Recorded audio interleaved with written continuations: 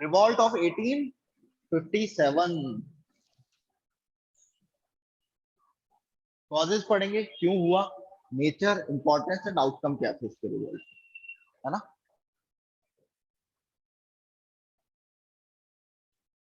इसको India first war of independence भी बोला जाता है। एक्सट्रीमली इंपॉर्टेंट इवेंट है इंडियन हिस्ट्री में ये, ठीक है। Large scale rebellion broke out in May and turned into what may be called as a full fledged war affected. अब ये जो वॉर था ये पूरे इंडिया में नहीं हो रहा, बता दो। सदर्न स्टेट तो बिल्कुल इसमें इन्वॉल्व नहीं थे, ऊपर सिख जो थे वो इसका पार्ट नहीं थे, हायर क्लासेस जो थी, कास्ट, हायर कास्ट थे, वो मैक्सिमम इसका पार्ट नहीं थे, राजपूत इसका पार्ट नहीं थे, ठीक है। This war brought about the end of British East India Company's rule in India and led to direct rule by British government of much of India's subcontinent for next 90 years. The revolt is known by several names. अब ये नाम याद रखना, है ना। सिपाही mutiny किसने कहा? ब्रिटिश हिस्टोरियंस ऑब्वियसली, उनके हिसाब से तो क्या था ये? सिपाहियों का विद्रोह। सिपाहियों का विद्रोह, सिपाही म्यूटिनी। फिर इंडियन म्यूटिनी भी बोला गया इसको, द ग्रेट रिबेलियन बोला कुछ इंडियन हिस्टोरियंस ने कि रिबेलियन मतलब ब्रिटिश के अगेंस्ट रिबेलियन था ये, ठीक है। Great rebellion of 18 revolt of 1857, Indian insurrection मतलब जागना इंडियंस का। And the first war of independence किसने कहा इसे? विनायक दामोदर सावरकर ने, वीडी सावरकर ने। बुक भी लिखी है इस पे, ये बुक का ही टाइटल है। हाँ, कॉजेज ऑफ रिवॉल्ट क्यों हुआ? देखो डिफरेंट डिफरेंट पॉलिटिकल, इकोनॉमिक, ये सारे कॉजेज है, सोशल, ठीक है, रिलीजियस कॉजेज, ये सब है। सबसे पहले रीजन क्या हुआ कि एक ग्रीस कार्टराइज है। कार्टराइज क्या होती है? गोली का खोल जो होता है ना, राइफल जो होती है, हाँ कारतूस हिंदी में, राइफल जो होती है उसमें कारतूस डलते हैं। और वो कारतूस क्या आते थे पहले, उसको जो उसके अंदर गन पाउडर होता था, उसके लिए उसे ऐसे मुंह से फाड़ के फिर उसको डालना पड़ता था लोड करने के, गोली मारने के लिए। अब वो जो ऊपर का जो खोल है वो किसका बन के आने लग गया?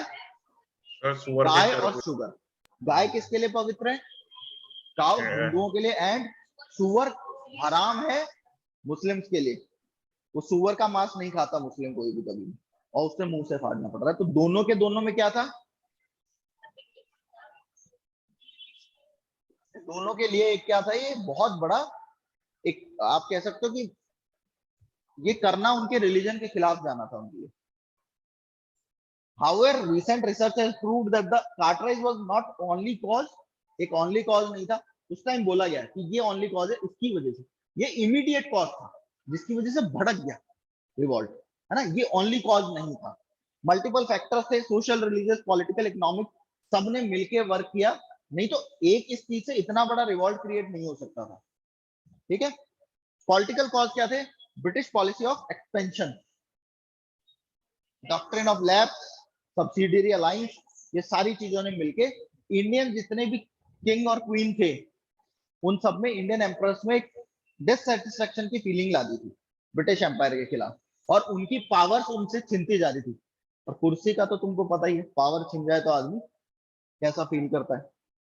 The political causes of revolt were British policy of expansion through doctrine of lapse and direct annexation.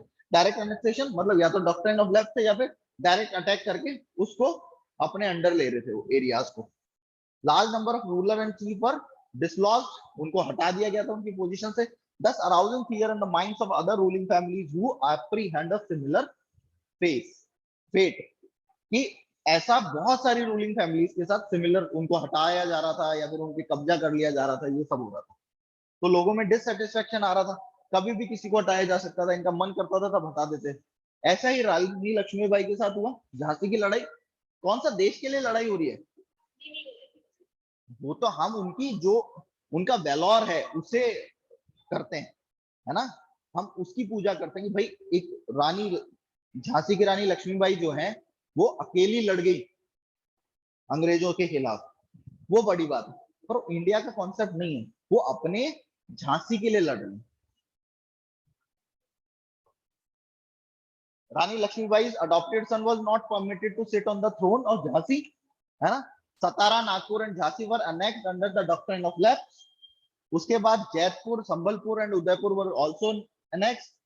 उसके बाद annexation of Awadh by Lord Dalhousie on the pretext of mal administration। यहाँ पे डॉक्ट्रिन ऑफ लेफ्ट तो थी नहीं, है ना, हजरत महल की वो ढंग से एडमिनिस्ट्रेशन नहीं कर पा रही, इसलिए left thousands of noble officials, retainers and soldiers jobless। This measure converted Awadh, a loyal state, into a hotbed of discontent and intrigue। कि इसकी वजह से अदरवाइज अवध तो इनके साथ शुरू से, जब से चलो बक्सर के बाद से अवध इनके साथ पूरी तरह जुड़ा रहा, है ना।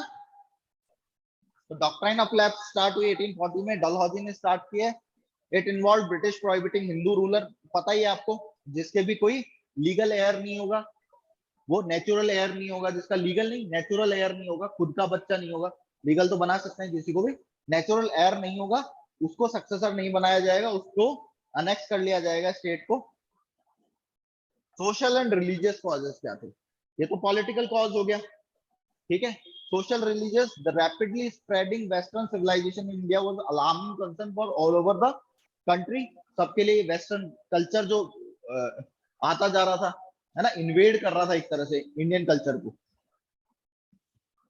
An act in 1850 change the Hindu law of inheritance, ये बहुत बड़ी रीजन हुआ। इसमें क्या कहा कि हिंदू लॉ ऑफ इनहेरिटेंस क्या कहता था कि Hindu had converted into Christianity to inherit his ancestral property. जो हिंदू थे वो अपनी प्रॉपर्टी को, जो भी एंसेस्ट्रल प्रॉपर्टी है, उसे क्या करते थे कि उनके बच्चों की होगी, उनके बच्चों की होगी। पर फिर क्या हुआ, लेटर ऑन क्रिश्चियंस में जो कन्वर्ट हो गए थे उनको हिंदूज ने डिसअलाउ कर दिया था कि आप अपनी एंसेस्ट्रल प्रॉपर्टी को नहीं ले सकते। पर एक लॉ लाए, अब ये तो खुद क्रिश्चियन थे ना, ब्रिटिशर्स, और इन्होंने बोला कि ऐसा कुछ नहीं है, इनहेरिट कर सकते हैं जो भी क्रिश्चियंस बन गए वो भी। हिंदू कह रहे थे भाई तुम क्रिश्चियन बन गए, अब तुम्हारी एंसेस्ट्रल प्रॉपर्टी को तुम इनहेरिट नहीं कर सकते, बट एक लॉ लाया गया कि तुम कर सकते हो क्रिश्चियन बनने के बाद, ठीक है।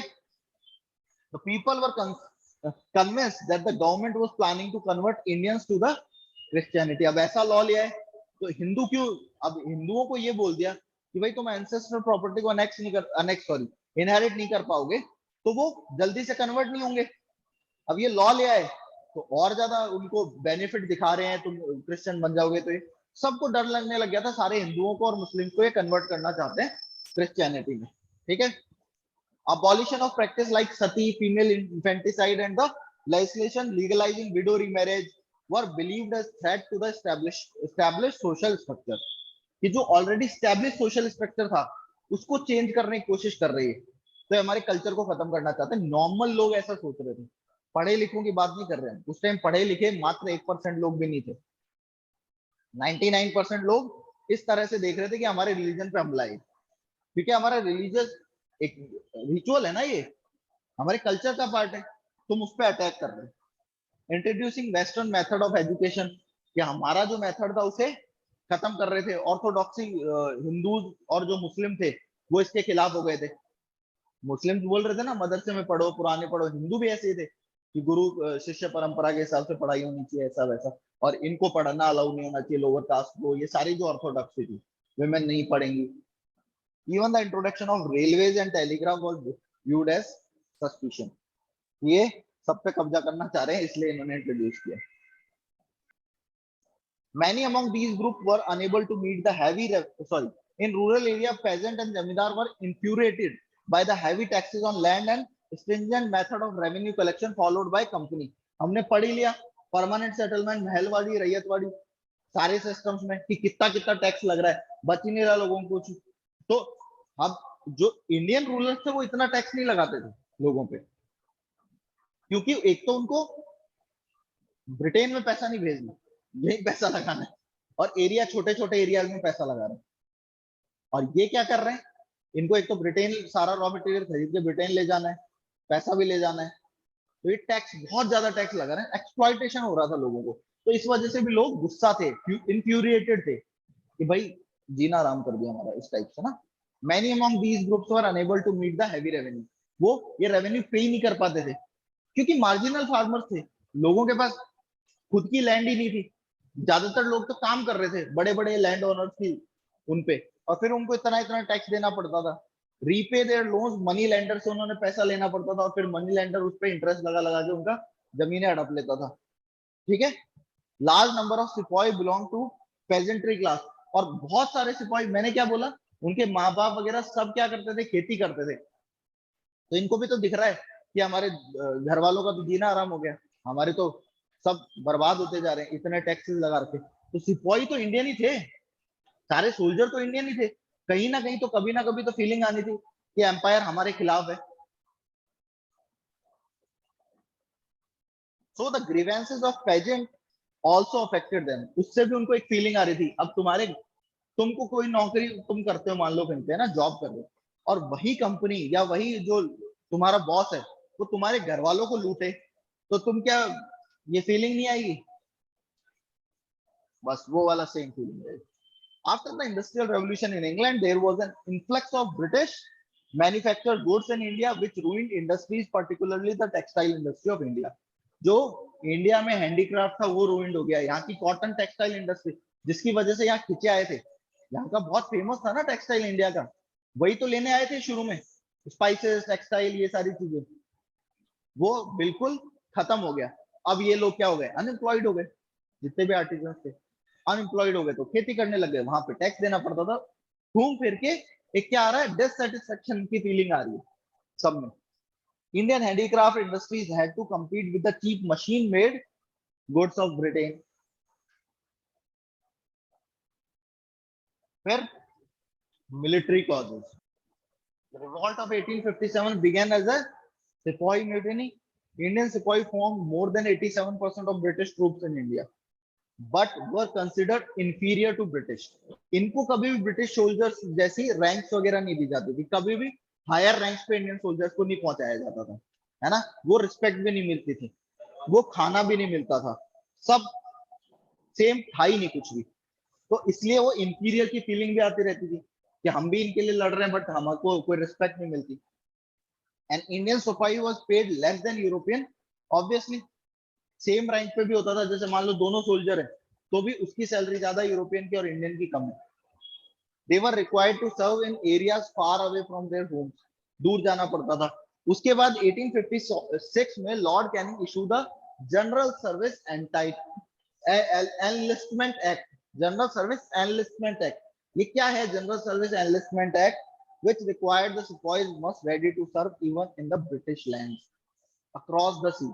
और इंडियंस क्या करते थे, इसे पाप मानते थे, सी वॉयाज को, समुद्र यात्रा उनके लिए क्या था, उनके रिलीजन के खिलाफ था, उसमें इंडियंस को अलाउ नहीं था हमारे धर्म में समुद्री यात्रा करना, उसे पाप माना जाता था। ठीक है, पूजा देख रही है, ऐसा क्यों सर? सर को भी नहीं पता, क्यों मानते होंगे, डर लगता होगा इसलिए रिलीजन में बना दी चीज, पता नहीं होगा समुद्र के पार क्या है, कि भाई जाओ ही मत।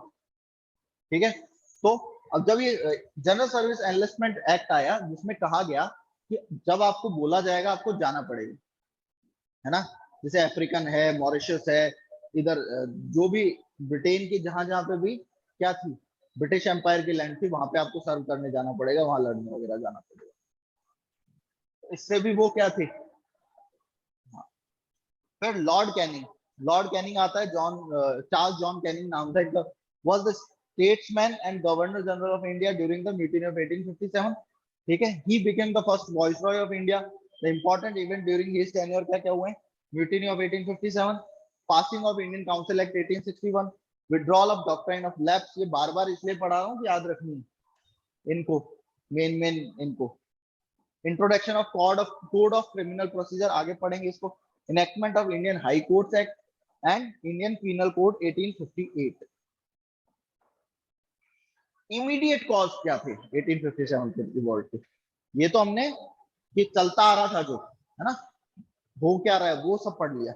अब इमीडिएटली उसी टाइम क्या हो रहा था, वो क्या कॉज थे। The revolt of 1857 eventually broke out over the incident of Greece Cardwise। ठीक है, a rumor spread that the cartridge of the new Enfield rifle का नाम है ये, बाइक नहीं है, royal Enfield, Enfield rifles were greased with the fat of cow and pigs। तो जो फैट होता है काऊ और पिग का, उससे उस पे ग्रीसिंग की जाती थी। अब उसको मुंह से खोलना होता था, मैंने बताया तुमको। Both Hindu and Muslim sipahi refuse to use them.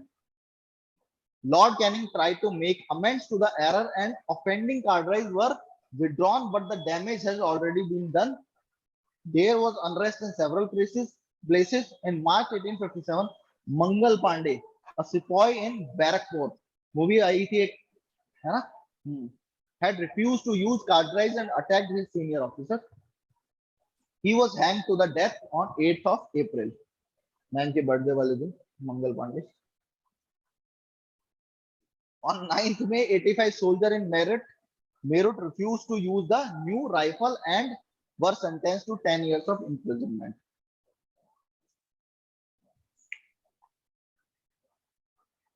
और यहां से रिवॉल्ट स्टार्ट हो जाता है। सेंटर ऑफ रिवॉल्ट क्या क्या थे? The revolt spread over the entire area from the neighborhood of Patna to the borders of Rajasthan. The main center of revolt in these regions were Kanpur, Lucknow, Bareilly, Jhansi, Gwalior, and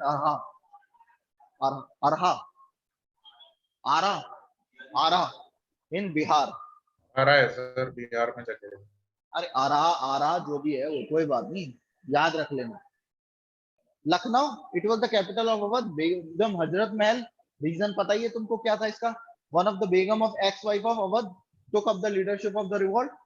Kanpur, the revolt was led by Nana Sahib. Nana Sahib तुमको पता ही है, last Peshwa थे, मतलब adopted सन थे, adopted थे, तो इस वजह से इनको पेंशन नहीं दे रहे थे, है ना।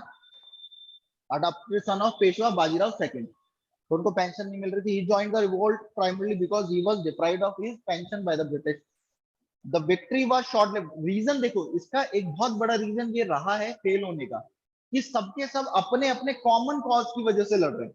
एक सिंगल कॉज नहीं है कि देश को आजाद करवाना है, वो फीलिंग नहीं है, इसलिए ये रिवॉल्ट सक्सेसफुल नहीं हो पाया। जो सब लड़ रहे हैं वो किस चीज के लिए लड़ रहे हैं? कोई अपनी पेंशन के लिए लड़ रहा है, कोई झांसी के लिए, कोई अवध के लिए, कोई भारत के लिए नहीं लड़ रहा था, ठीक है। हालांकि फिर भी एक अपने आप में बहुत बड़ा रिवॉल्ट था।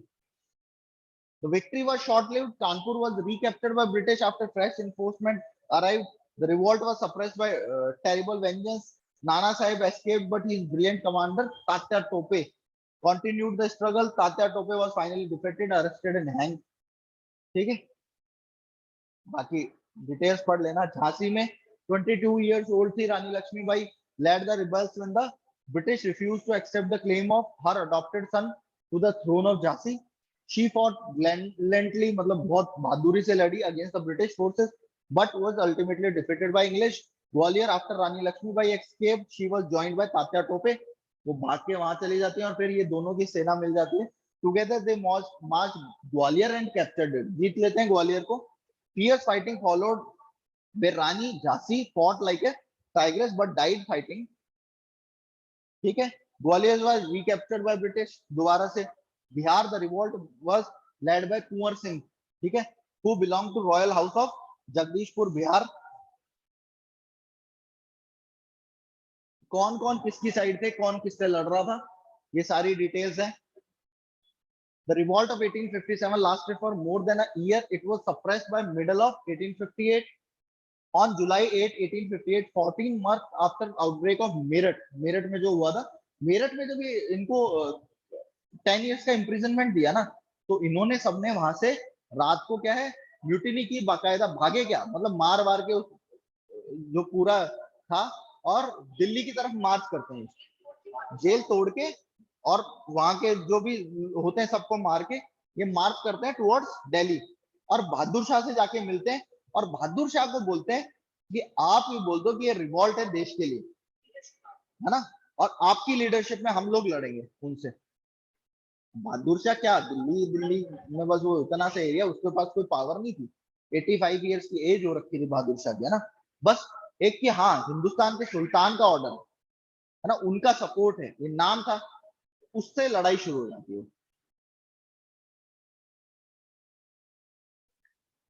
प्लेसेस ऑफ रिवॉल्ट, कौन किसकी साइड है? दिल्ली में कौन है? बहादुर शाह सेकंड और John Nicholson and Bahadur Shah. Nicholson जीत जाएगा ऑब्वियसली। लखनऊ में बेगम हजरत महल हेनरी लॉरेंस, कानपुर में Nana Saheb sir Colin Campbell, Jhansi और ग्वालियर लक्ष्मीबाई तात्या टोपे जनरल ह्यू रॉस, बरेली में खान बहादुर खान, नाम याद रखना ये वही कॉलिन कैंपबेल, इलाहाबाद बनारस में मौलवी लियाकत अली, कर्नल ऑनसेल, बिहार में कुंवर सिंह विलियम टेलर। तो क्या है reason, why did this revolt fail? तो रीजन क्या है, लिमिटेड अपराइजिंग। पूरा देश अपराइज नहीं हुआ था, कहीं कहीं कुछ कुछ एरियाज में अपराइजिंग थी, है ना। Although the revolt was fairly widespread, a large part of the country remained unaffected by it. Bengal में कोई लेना देना नहीं है, ऊपर सिख और कश्मीर वगैरह में कोई लेना देना नहीं है, इधर राजपूताना वाला एरिया भी, ऊपर वाला जो एरिया वहां कोई लेना देना नहीं है, नीचे कोई लेना देना नहीं, ठीक है। Revolt was mainly confined to Doab region, Ganga Yamuna का जो दोआब रीजन है उसमें कन्फाइंड था ये। Large princely state Hyderabad, Mysore, Travancore and Kashmir as well as the smaller ones of Rajputana did not join the rebellion. The southern province did not take part in it. No effective leadership, कोई effective leadership नहीं थी कि एक leader हो पूरे revolt का, है ना, कोई सिंगल लीडर नहीं था, मतलब सेंट्रलाइज नहीं था लीडर ये revolt. The rebel lacked an effective leader. Although Nana Sahib, Tatya Tope, Rani Lakshmibai were brave leaders, they could not offer effective leadership to the movement as a whole. ना movement को as a whole कोई leadership नहीं दे पाए, limited resources था इनके पास। The rebel lacked man and money, है ना, इनके पास। On the other hand English received steady supply of man, आते रहे हर जगह से, ठीक है, मनी आर्म सब कुछ था इनके पास, ये कम था। No participation of middle class, middle class ने इस रिवॉल्ट में कोई पार्टिसिपेशन नहीं दिखाया। The English educated middle class, the rich merchant, trader, जमींदार of Bengal helped the British to suppress the revolt. एक बहुत बड़ा रीजन रहा कि हमारे लोगों ने सप्रेस करने में हेल्प किए। तो रिजल्ट क्या था रिवॉल्ट का, end of the company rule, ठीक है। The revolt mark the end of east India company rule, direct crown का रूल हो गया। This was announced by Lord Canning at a दरबार इन इलाहाबाद, जिसे proclamation issued on 1st November 1958. The name of the queen, यहाँ पे queen को क्या बनाया गया, कैजरे हिंद, ठीक है, याद रखना ये। The Indian administration was taken over by Queen Victoria, which in effect meant the British Parliament. The Indian office was created to handle the governance and administration of the country, ठीक है। Books written on the revolt, ये भी याद रखनी है, कौन कौन सी किताबें लिखी गई। The Indian war of independence by VD Savarkar, Vinayak Damodar Savarkar, rebellion 1857, a symposium by Puran Chandra Joshi. फिर the Indian mutiny of 1857 by George Bruce Malleson, great mutiny by Christopher Hibbert, religion and ideology of rebels 1857 by Iqbal Husain, Excavation of Truth, Unsung Heroes of 1857, War of Independence by Khan Mohammad Sadiq Khan. ये किताबों के नाम हैं जो तुम्हें पता होना चाहिए, जो कि एग्जाम में आ सकते हैं।